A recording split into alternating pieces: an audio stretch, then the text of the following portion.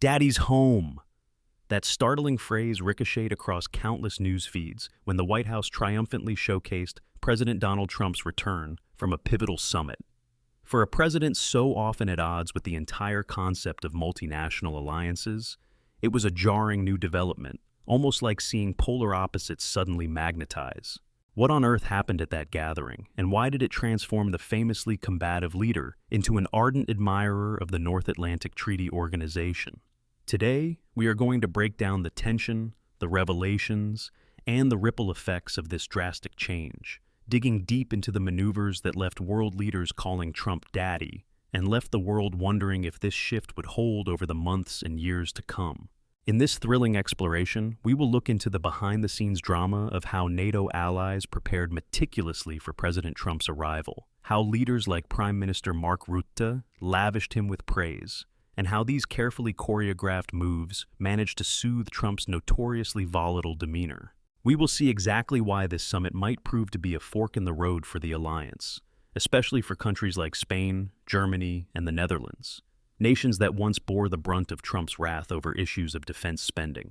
And yes, we will also delve into the overshadowed presence of Ukraine's President Volodymyr Zelensky, who had hoped for a grand display but ended up subdued in the background while Trump hogged the spotlight.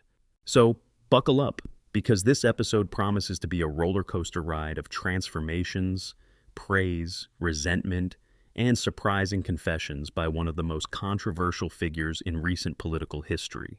Now let us set the stage.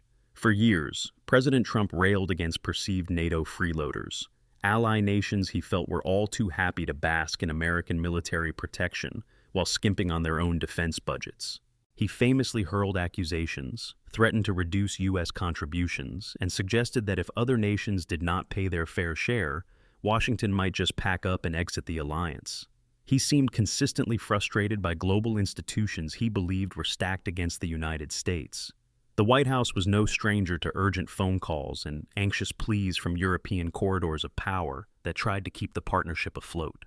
Many watchers anticipated that this most recent summit, held in an atmosphere rife with global tension, would be an ultimatum-laced standoff. Instead, the result was something else entirely. Imagine the hush that fell over meeting rooms in The Hague, where President Trump and key NATO figures convened. Some participants pronounced themselves stunned by the near-miraculous change of tone. Allies had labored over the summit's agendas, massaged data to show encouraging trends of increased defense budgets, or pledges thereof, and prepared carefully to praise Trump's demands as visionary leadership rather than a misguided rant. And sure enough, the careful choreography worked wonders. The president appeared charmed by the swirl of compliments, the regal hosting by the Dutch king, and a streamlined schedule that did away with the lengthy, often contentious sessions that had previously riled him. What was the turning point? Some observers believe it was the moment Dutch Prime Minister Mark Rutte greeted the American leader and jokingly crowned him Daddy, a bizarre but apparently winning approach. Others say the turning point was the vow from the alliance to boost defense spending to a level closer to what Trump had been calling for. When the cameras captured the grin, there was no question. The self-styled tough talker was roaring with pride at what felt like a vindication. In his post-summit press conference, Trump's voice resonated with unusual warmth, commending the leaders for their passionate convictions and praising them for championing what he called the best interests of their people. So, how does this feel-good narrative stack up next to the well-known controversies of the past? To fully convey the shift, we have to revisit President Trump's first term. Remember those rocky days of the year 2017, when Trump's first appearance at a NATO summit saw him literally elbow his way to the front during a group photo? The visuals, him pushing Montenegro's Prime Minister Duško Marković aside, went viral, raising eyebrows. Then there were the scathing remarks. Trump dubbed Germany totally controlled by Russia, leaving Chancellor Angela Merkel seething. Rumor had it that behind closed doors, he threatened to yank the United States right out of the alliance if others did not pony up more funds. Government officials from Berlin, Paris, Madrid, and other capitals scrambled to do damage control while pondering ways to keep the alliance intact. Compared to those sharp outbursts, the transformation we see now appears almost miraculous. Instead of hectoring the alliance for hours, Trump spent what he himself called beautiful time in the Netherlands, indulging in a royal dinner and even a regal breakfast that he described in glowing terms. The normally drawn-out summit was kept purposely short. He seemed calm, even delighted, breathing in the warm breezes of praise from leaders who recognized that, above all, Trump longed for visible demonstrations of respect. A carefully crafted statement that no longer hammered countries for their previous lack of defense spending, but instead highlighted improvements they had already made and planned to make. A readiness to share the stage during carefully scripted events where Trump spoke almost reverently of NATO's mission. Little references to daddy and gentle compliments that posited Trump as a paternal figure guiding the alliance to a more robust future. Now, here is where it gets intriguing. The public might have seen only the glamorous images and read the glowing tweets, but behind the scenes, the fear of losing Washington's support remained. When a figure like the American president can so thoroughly pivot because of praise, uncertainties about how long the honeymoon will last inevitably creep in. At one scorching moment, the president singled out Spain, warning that if it did not follow through on financial commitments, he might retaliate on trade. That offhand threat underscored the fragility of this new era of love. Many analysts note that, as quickly as the relationship improved, it could sour again if subsequent summits fail to yield the results Trump wants. Before we proceed further, if you find this story surprising, or you are fascinated by the sheer volatility of global politics, consider showing your support. Feel free to leave a like or any sign of appreciation if this content resonates with you.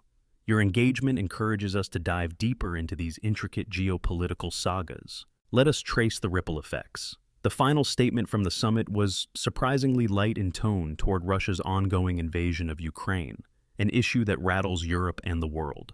While the statement certainly condemned the aggression, it was not as forceful or detailed as anticipated. Some watchers suspect the alliance's top priority was appeasing the American president on defense spending commitments.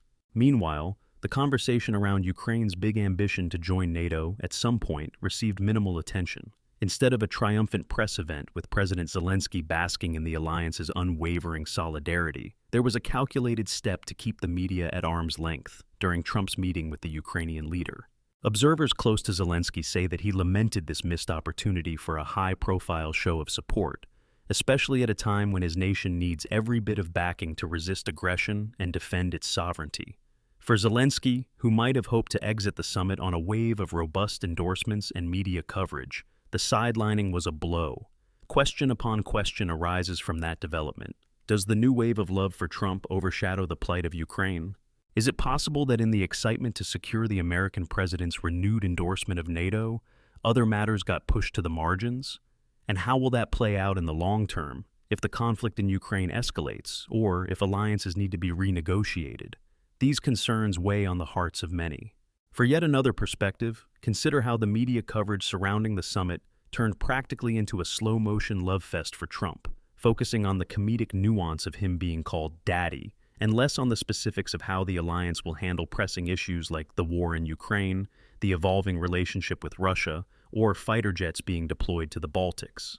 This starry-eyed coverage might be beneficial in cooling tensions within the alliance, but critics warn that it also waters down the deeper significance of global security cooperation.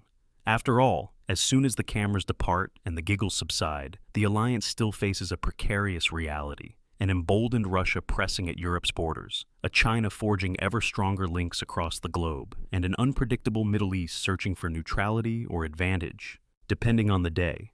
Of course, there is always the question of whether this love affair will endure. Historically, Trump has never been one to maintain unwavering alliances. He has been known to change his tune abruptly, driven by fresh events, perceived slights, or the promise of a better deal somewhere else. Some political insiders speculate that if the next NATO summit fails to produce fresh declarations of loyalty, or if Trump spots any attempt from key allies to backpedal on their new defense commitments, the relationship could plunge back into acrimony. Others predict a slow but steady evolution toward a different kind of transatlantic alliance, one that acknowledges the necessity of shared burdens more thoroughly than it ever did prior to Trump's presidency. Let us not forget the comedic and ironically heartwarming aspects of the scenario. Citizens around the globe were taken aback by witnesses recounting how adeptly the alliance leaders embraced the performance of praising Trump. In The Hague, an official from one of NATO's smaller member states said that this shift in tactics was the outcome of multiple strategy sessions. Diplomats pored over every detail: how to greet Trump, when to present symbolic gifts, how to craft bullet points praising the president's leadership on defense spending, and even how to incorporate mild jokes or comedic elements that would make him chuckle. The result was a delicate dance that included prime ministers, generals, and foreign ministers, all weaving a web of compliments around the American president. When reporters quizzed Mark Rutte afterward on the daddy reference, he flashed a good-humored grin. "Well, you need to show the father of the house some appreciation," he said, half-jokingly. These smaller comedic moments crystallized into a central theme, that the alliance needed to adopt a more paternal, or at least familial, approach in dealing with the U.S. president's often unpredictable persona. Some critics attacked the spectacle as pure stagecraft, lacking the substance of forging real mutual respect.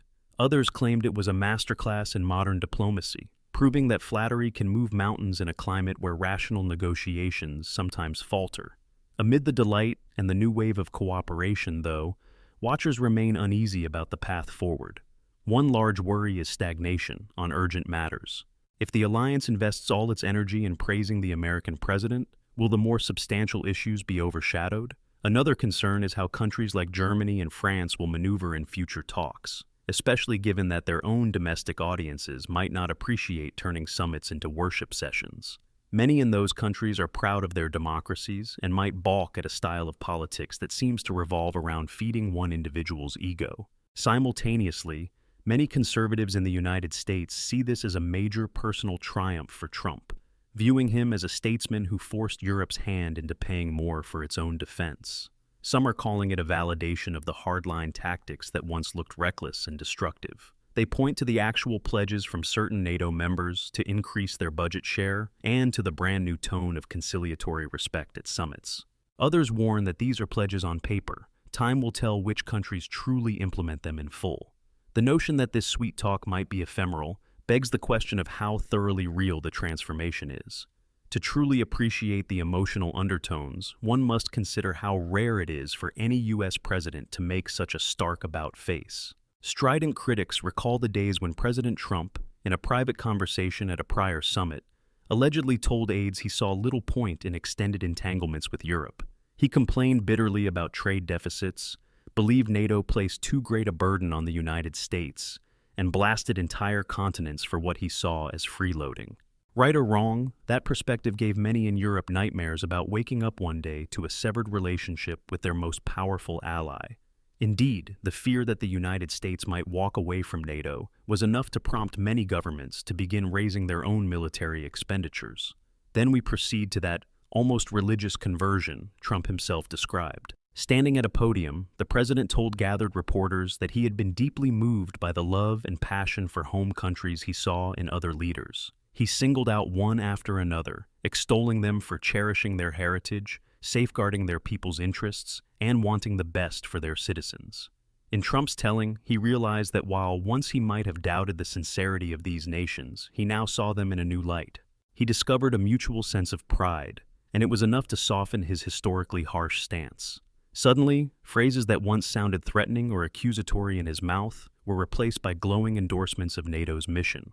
Of course, the new sentiment came with immediate speculation. Does this sudden warmth reflect a short-lived romance, a strategic calculation, or an irrevocable pivot in Trump's worldview? White House aides quickly took to enumerating the ways President Trump had reinforced the alliance and insisted that the forging of a new era of accountability was a success. Critics scoffed, labeling it an elaborate photo opportunity to distract from difficulties in the Middle East or domestic pressures. Ultimately, the reasons may be multifaceted. What truly matters for the future is what Europe does next. Buoyed by Trump's seemingly renewed faith, the alliance could galvanize further cooperation on shared threats, thereby presenting a united front to adversaries. Or it may once again be shaken by the president's shift in tone if he feels the compliments and pledges are drying up. Looking at NATO's schedule, there are 3 more summits predicted during the remainder of Trump's second term. That means 3 more opportunities to see whether or not the honeymoon phase of this love story endures. And let us not forget the biggest wild card, the fate of Ukraine. With war ravaging the country and a public desperate for outside assistance, Zelensky has pinned significant hope on forging deeper ties with all NATO members. If Trump's new priorities overshadow that, leaving Ukraine perched on the sideline waiting for robust guarantees. How does that impact the moral standing and security architecture of Europe as a whole? History teaches that conflicts rarely remain contained forever, and turning away from a war in progress can have lasting consequences. These are the threads we will watch unravel in the coming months. Will Spain cave and find the defense dollars necessary to appease the American president's demands, thereby avoiding the threat of trade barriers?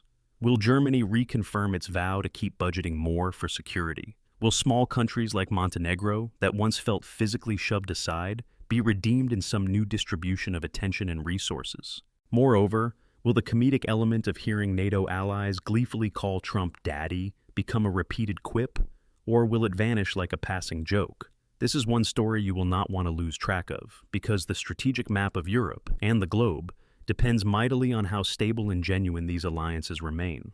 If you want to stay tuned to any future developments and not miss our deep dives into the next episodes of Transatlantic Drama, feel free to subscribe or follow us. That way, you will be among the first to know if the father figure of the alliance remains in a sweet and doting mood, or if storm clouds gather once more. So, there you have it, a retrospective look at the same man who once threatened to walk away from NATO, only to now extol the group's virtues like a convert who has found a shining path. Not many would have predicted such an outcome, but then again, if politics is about anything, it is about the unexpected twists and dramatic reversals that keep us riveted. Whether this transformation stems from genuine respect or is a fleeting publicity tactic, it has already changed the conversation around military alliances. And, as foreign policy experts agree, whenever Washington's stance on NATO shifts, even by a hair, it sends ripples across continents. Keep your eyes on the summits to come. We will see if the loving overtures, the orchestrated pageantry, and the fatherly moniker remain potent ways of securing American goodwill. We will be on the lookout to see whether other leaders adopt new tactics to remain on President Trump's good side, or risk facing the consequences in the form of tariffs or verbal lambasting from one of the world's most powerful men.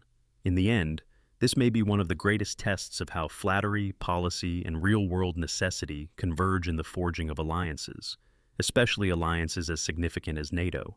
Were the leaders of Europe wise or foolish to roll out so many compliments? Only time will tell. Perhaps the alliance's near-death experiences and the global security challenges ahead have convinced them that they can ill afford an abrupt American withdrawal. Or perhaps that old saying is truer than ever. Keep your friends close and your potential foes, even if they are your allies, but occasionally threatening, closer.